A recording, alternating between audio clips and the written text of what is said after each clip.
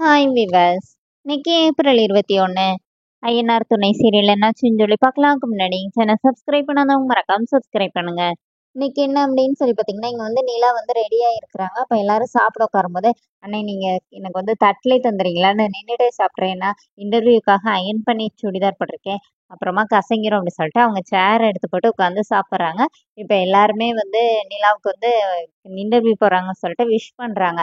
அப்புறமா நிலாவுக்கிட்ட வந்து உனக்கு ஏன்பா சென்னையில் வேலை பார்க்கணும்னு ஆசையாக இருக்கு அப்படின்னு சொல்லிட்டு சேரன் கேட்டோடனே இப்போ நிலா என்ன சொல்கிறாங்கன்னா, அதெல்லாம் ஒரு கனவுனே உங்களுக்கு தெரியாதுன்னு சொல்லிட்டு பாண்டியனை பார்த்து கேட்குறாங்க, நீங்கள் எந்த காலேஜில் படிச்சீங்க அப்படிங்கும்போது அவருக்கு அப்படியே பொறை ஏறிந்து இரும ஆரம்பிச்சிடுறாரு.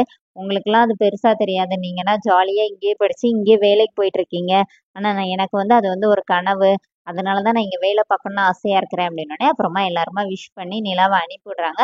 அதுவும் இல்லாமல் நிலா வந்து பின்னாடி போகும்போது சேரனும் பாண்டியனும் சேர்ந்து சோழனை திட்டுறாங்க. அந்த பொண்ணுகிட்ட என்னென்ன பொய்லாடா சொல்லி வச்சிருக்க, நானா உண்மையை சொல்லிடுவேனே, இவன் வந்து காலேஜ் படிச்சிருக்கேன்னு என்னைய போய் சொல்லி வச்சிருக்கிறான் அப்படின்னு சொல்லிட்டு பாண்டியன் வந்து திட்டுறாரு. அப்புறமா சேரன் என்ன சொல்றாருன்னா, இப்போதைக்கு எதுவும் சொல்ல வேண்டாம், இன்டர்வியூக்கு போயிட்டு வரட்டும், அமைதியா இருன்னு சொல்லி சமாதானப்படுத்துறாரு.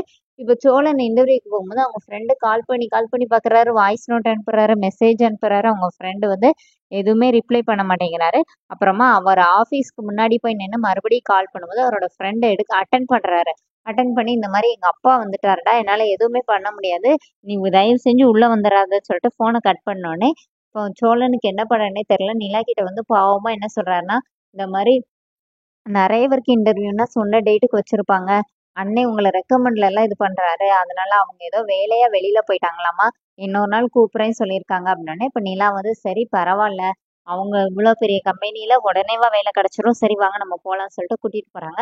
இப்போ சோழன் போய் சேரன் கிட்ட நடந்ததெல்லாம் சொன்னோடனே இப்போ சோழன் வந்து சேரன் வந்து அட்வைஸ் பண்ணுறாரு, நீ அந்த பொண்ணுக்கிட்ட உண்மையே சொல்லிடுடா, தேவையில்லாமல் இப்படி பொய் சொல்லாதனோடனே, இல்லைனே அவளுக்கு ஒரு வேலை மட்டும் வாங்கி கொடுத்துட்டா போதும், அவளுக்கு என் மேலே இம்ப்ரெஸ் ஆகி லவ் வந்துடனோடனே, இது சினிமா கிடையாதுடா லைஃப், நீ உண்மையாக இருந்தாலே அதை பார்த்தே அந்த பொண்ணுக்கு உனக்கு பிடிச்சி உன் மேலே வந்து லவ் வந்துடும், நீ தேவையில்லாமல் பண்ணாதடா அப்படிங்கிற மாதிரி அட்வைஸ் பண்ணுறாரு. அதை கேட்டோடனே உன்கிட்ட வந்து வந்தேன் பாரு, நீ இன்னும் என்னை மன உளைச்சலுக்கு தான் ஆளாக்குற அப்படின்னு சொல்லிட்டு அவர் வந்து சோழன் அங்கேருந்து கிளம்பிடுறாரு. அதோடய என்னோட எபிசோட் ரன் பண்ணிட்டாங்க. நாளைக்கு என்ன அப்படின்னா, நிலா வந்து சோழனை பார்க்க வரும்போது சேரனை பார்க்க வரும்போது சேரன் வந்து எல்லா விஷயத்தையும் சொல்லிடுறாரு. இந்த மாதிரி நீ நினைக்கிற மாதிரி நான் ஆர்கிடெக்ட்லாம் இல்லைம்மா அப்படின்னோடனே இப்போ நிலா போய் சோழன் கிட்ட போய் கேட்குறாரு, உங்க அண்ணன் ஆர்கிடெக்டா அப்படின்னு சொல்லி போய் கேட்குறாங்க.